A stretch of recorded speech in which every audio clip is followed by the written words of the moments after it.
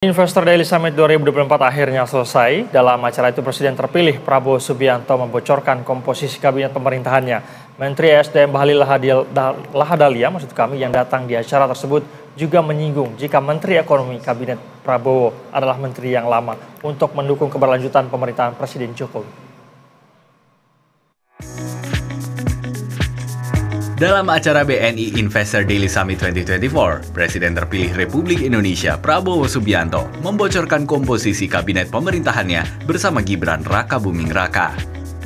Menteri Pertahanan sekaligus Presiden terpilih Republik Indonesia Prabowo Subianto menghadiri gelaran BNI Investor Daily Summit 2024 di JCC Senayan, Jakarta. Dalam sambutannya, Prabowo sempat melempar kode soal komposisi menteri yang akan bekerja di era kepemimpinannya bersama Gibran Rakabuming Raka. Prabowo menegaskan ia akan memilih dan menempatkan figur terbaik dalam setiap pos kementeriannya. Kalau kita mau menyusun dan memilih tim sepak bola, tim nasional sepak bola, yang dicari adalah pemain-pemain yang terbaik. Kita tidak memikirkan orang tuanya siapa, agamanya apa, sukunya apa, rasnya apa, dia mampu atau tidak, dia bisa atau tidak, dia berjuang atau tidak, mampu nggak dia deliver, mampu nggak dia berbuat yang terbaik untuk bangsa dan rakyat. Nah, itu yang kita cari. Dan Pak Jokowi demikian, mencari yang terbaik, saya pun demikian.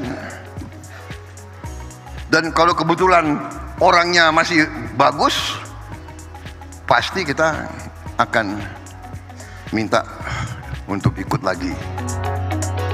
Lebih lanjut, Prabowo menegaskan transisi kepemimpinan dari Presiden Joko Widodo ke pemerintahannya bersama Gibran Rakabuming Raka berlangsung secara lancar dan mulus.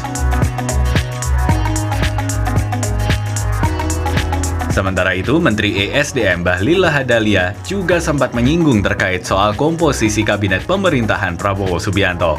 Bahlil meyakini jika Menteri Ekonomi Kabinet Prabowo adalah menteri lama untuk mendukung keberlanjutan pemerintahan Presiden Joko Widodo.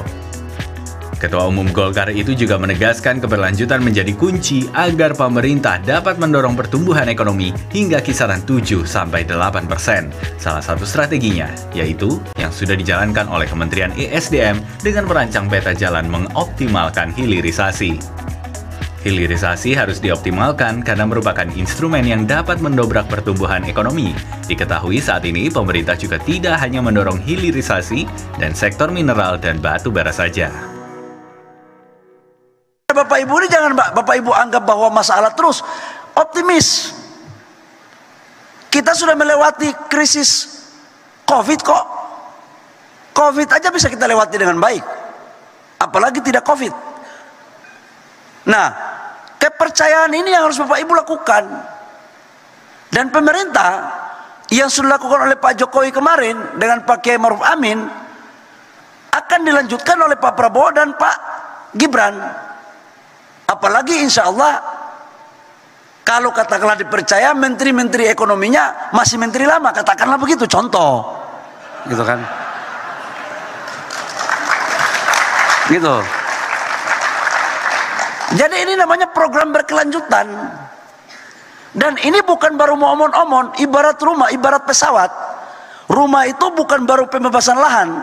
Lahannya sudah, pondasinya sudah, tiangnya sudah, tinggal dibikin bentuk kecantikan kamar-kamarnya. Itu secara logikanya. Jadi kalau investor masih ragu, apalagi yang kau dustakan kepada bangsa ini? Ini sudah kita belak-belakan ini. Ini masalah, ke depan kita mau bikin apa, caranya apapun sudah kita siapkan. Regulasinya pun kita sudah siapkan. Kebutuhan kita apapun sudah kita lakukan. Jadi, Bapak Ibu semua, tidak lupa di akhir acara Bahlil mengajak kepada seluruh pihak untuk bersikap optimistis karena ia menilai di masa pemerintahan Presiden Joko Widodo dalam 10 tahun terakhir telah membangun fondasi yang kuat untuk meningkatkan pertumbuhan ekonomi jauh melebihi 5%. Tim Liputan, BTV, Jakarta.